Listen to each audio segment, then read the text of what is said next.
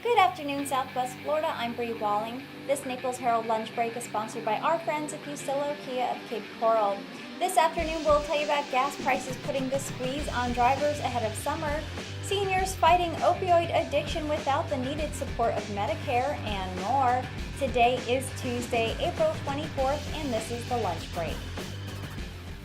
Gas prices continue to reach highs not seen since 2015 as higher oil prices and record fuel demand squeeze drivers at the pump locally and nationally. On Monday, the average fuel price in Naples jumped by 9 cents over the past week to $2.75 per gallon, while drivers in Lee County have seen a jump of 13 cents to $2.70 per gallon.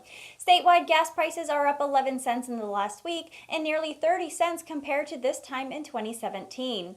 Analysts say the hikes are due to crude oil prices and record fuel demand in April. The average Floridian driver is paying $5 more to fill up their tank this year compared to last year. Not even into the summer driving season yet. The latest data released show fuel demand in the U.S. reached a record in April, and it's making ongoing production cuts by OPEC and non-member nations such as Russia start to have a larger impact on oil prices. But there is at least some optimism that the upward trend will reach an end soon, as AAA has said throughout the year that they don't expect to see the national average reach over $3 per gallon, though they warn that drivers should still expect to pay more to drive on any summer trips this year.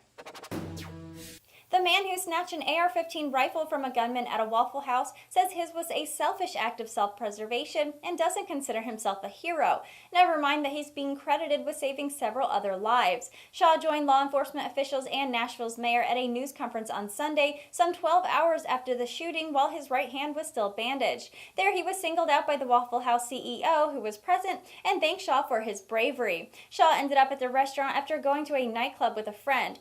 The first one they visited was too crowded, so he ended up going to another. Luckily for those patrons, he did. As he entered the Waffle House, he was just 2 minutes ahead of the gunman and seated himself at the counter. The gunman burst into the restaurant, and once Shaw realized what was happening, he hid behind a heavy door and the gunman attempted to shoot through it. Shaw said he made the decision that the shooter was going to have to work to kill him, and once he got the chance, he slammed the door into the shooter and began wrestling for the gun.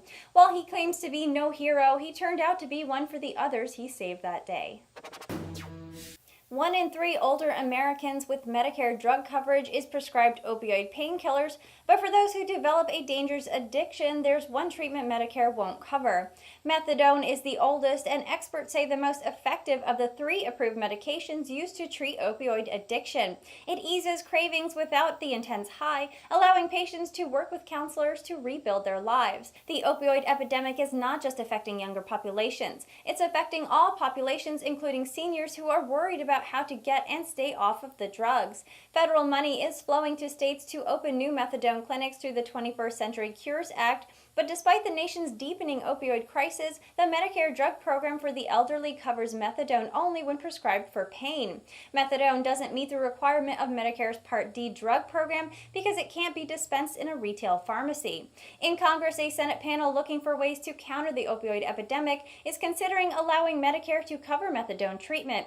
Legislation has been introduced in the House, and a White House commission on the opioid epidemic also recommended the change. And that was a lunch break for today. I'm Bri Walling. For your twice daily news fix, head over to the Naples Herald YouTube channel and subscribe. Leave us a comment to let us know your thoughts on the news or what you'd like to hear about. The lunch break airs Monday through Friday at 12 p.m. right here at naplesherald.com. And don't forget to check out our morning report that also airs Monday through Friday at 9 a.m. Thank you for watching. We'll see you tomorrow.